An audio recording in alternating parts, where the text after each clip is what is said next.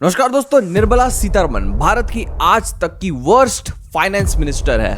अभी कुछ ही दिन पहले निर्मला सीतारमण जी ने बजट पेश किया जिसमें एक बार फिर से भारत के मिडिल क्लास का खून चूसने की कोशिश की गई है। निर्मला सीतारमण ने 7वीं बार लगातार भारत में बजट पेश किया जो कि एक अपने आप में रिकॉर्ड है, लेकिन ये 7वें बार लगातार उन्होंने एक बहुत ही खराब बजट पेश किया भारत में। ये भी अपने आप में एक रिकॉर्ड है। वैसे तो निर्मला सीतारमण को आज के दिन भारत की one of the most powerful lady के नाम से भी जाना जाता है, लेकिन उन्होंने सिस्टमैटिकली कैसे मिडिल क्लास को लूटा है, आज हम लोग इस वीडियो में उसके बारे में देखेंगे और ये भी देखने की कोशिश करेंगे कि कैसे भारत को 2047 तक एक विकसित देश बनाने के लिए भारत के मिडिल क्लास को लूटा जा रहा है। निर्मला सीतारमण जी की वजह से कैसे भारत में टैक्स पे टैक्स लगाए जा रहे हैं और उनके आने के बाद से कैसे भारत का पूरा फाइनेंशियल सिस्टम पूरा हिल चुका है। आइए इन सब चीजों के बारे में बात करते हैं हमारी आज की इस वीडियो में। So today government of India is earning more than the broker. मेरे को टैक्स सिस्टम से खुंदक है,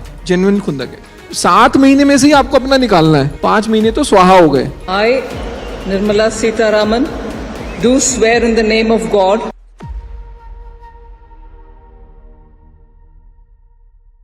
निर्मला सीतारमण जी का जन्म 18 अगस्त 1959 को मदुराई में नारायणा और सावित्री जी का यहाँ पे हुआ था। उनके पिताजी एक रेलवे के एम्प्लॉय थे तो अक्सर वो बिजी रहा करते थे, लेकिन फिर भी बचपन से निर्मला सीतारमण को पढ़ने का बहुत ज्यादा शौक था।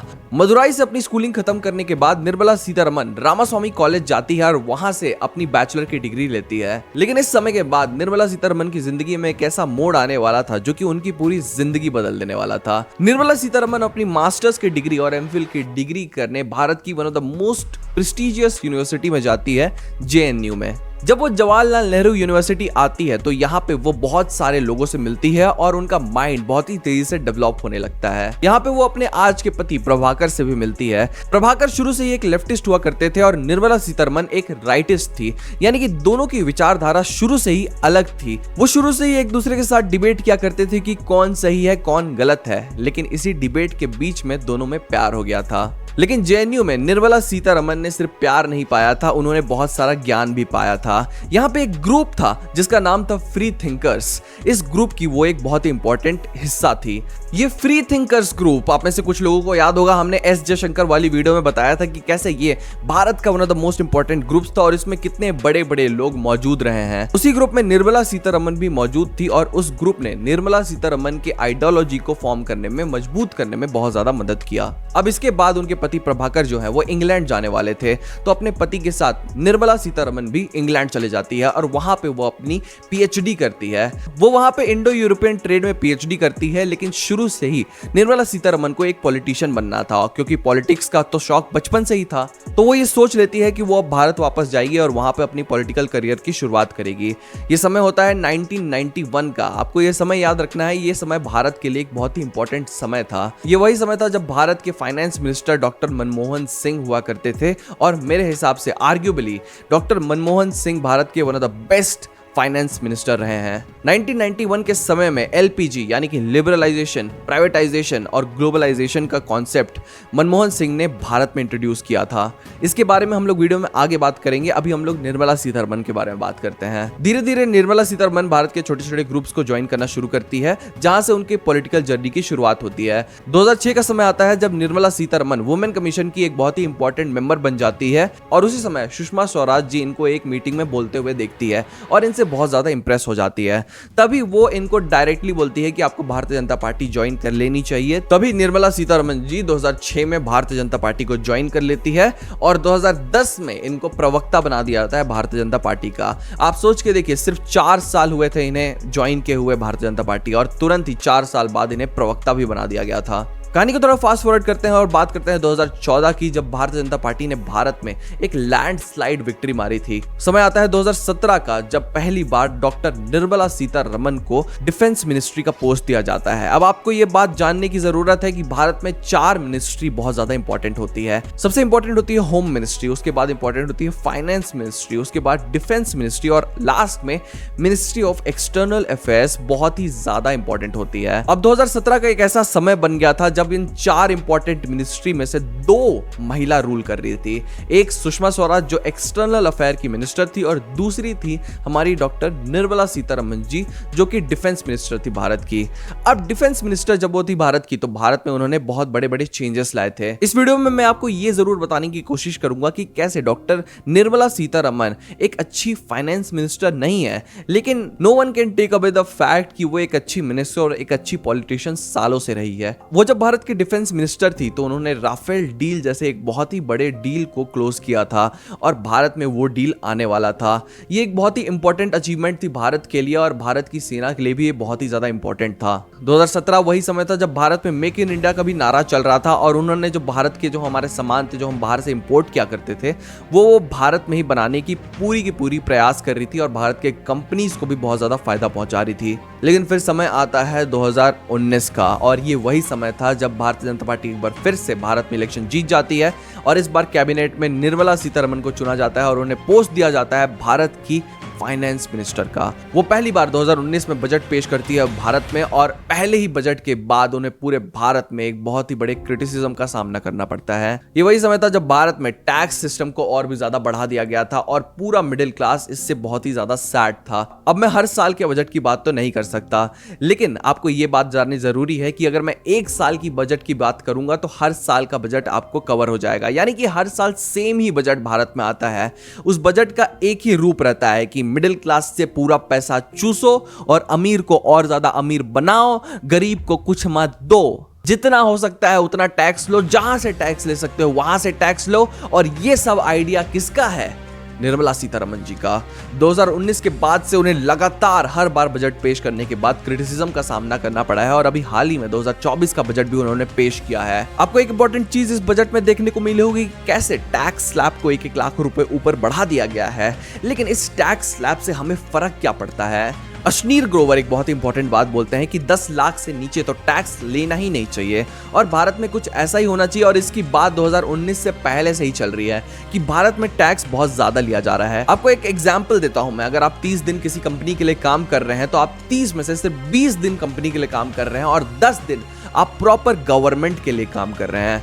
जी हाँ, अपने लिए भी आप काम नहीं कर रहे हैं, आप गवर्नमेंट के लिए काम कर रहे हैं। अगर आपके बाप दादा ने 50 साल पहले एक जमीन ले रखी है, ये सोचकर आप उस जमीन को अभी तक आज तक नहीं बेचे हैं कि किसी दिन जरूरत पड़ेगा, घर में कोई बीमारी हो जाएगी, घर में बहुत बड़ी जरूरत आ जाएगी, तो आप उस जमीन को बेचेंगे। पहले उसमें टैक्स नहीं लगता था और भारतीय जनता पार्टी ने आर्ग्यू भी किया था कि इसमें हम कभी टैक्स नहीं लगाएंगे, लेकिन आज के दिन आपको उस जमीन पे भी टैक्स देना पड़ेगा। यानी कि चलते चलते हर कदम पे भारतीय जनता पार्टी आपसे टैक्स लेगी और ये सब कुछ निर्मला सीतारमण जी के वजह से। आप सोच के देखिए, आप एक ऐसी कंट्री में रहते हैं जहां पे इंफ्रास्ट्रक्चर में बहुत ज्यादा पैसा खर्चा किया जाता है, जहां पे फार्मिंग के सेक्टर में बहुत ज्यादा पैसा खर्चा किया जाता है, स्कूलिंग में, हेल्थ केयर में बहुत ज्यादा पैसा खर्चा किया जाता है, लेकिन सरकारी स्कूल में यहां पे कोई नहीं जाता है। सरकारी हॉस्पिटल में कोई एडमिट नहीं होना चाहता है क्योंकि वो डरता है अपनी जिंदगी के लिए कि यहाँ पे डॉक्टर कैसा रहेगा। पैसा भले ही कम हो, वहां पे डॉक्टर खराब रहेगा तो मेरी जान चले जाएगी, इससे अच्छा वो प्राइवेट हॉस्पिटल चले जाता है और प्राइवेट हॉस्पिटल में बड़े बड़े बिल पे करता है। वो कैंसर पेशेंट का जो मेडिसिन होता है उनका जो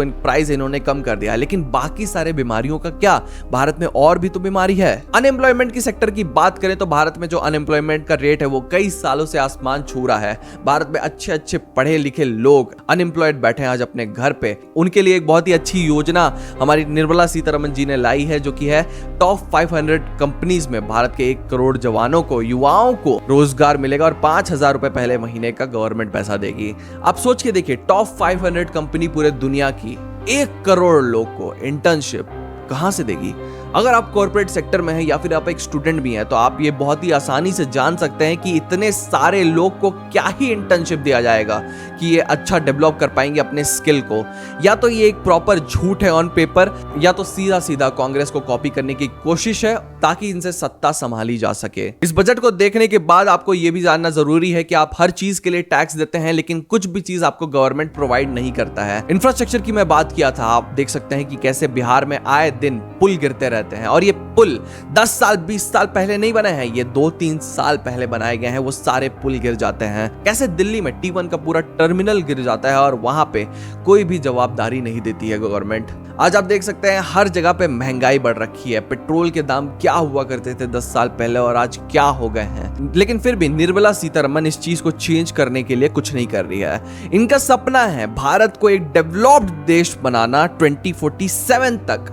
लेकिन वो सपना पूरा करने के लिए ये टैक्स पे टैक्स ले रही है मिडिल क्लास से, और वो सपना को पूरा करने के लिए बहुत ही तेजी से आगे बढ़ रही है, जिसकी वजह से मिडिल क्लास और ज्यादा गरीब होते जा रहा है, गरीब और ज्यादा गरीब होते जा रहा है, और एक ही सेक्टर जो है वो अमीर होते जा रहा है, वो है अमीर।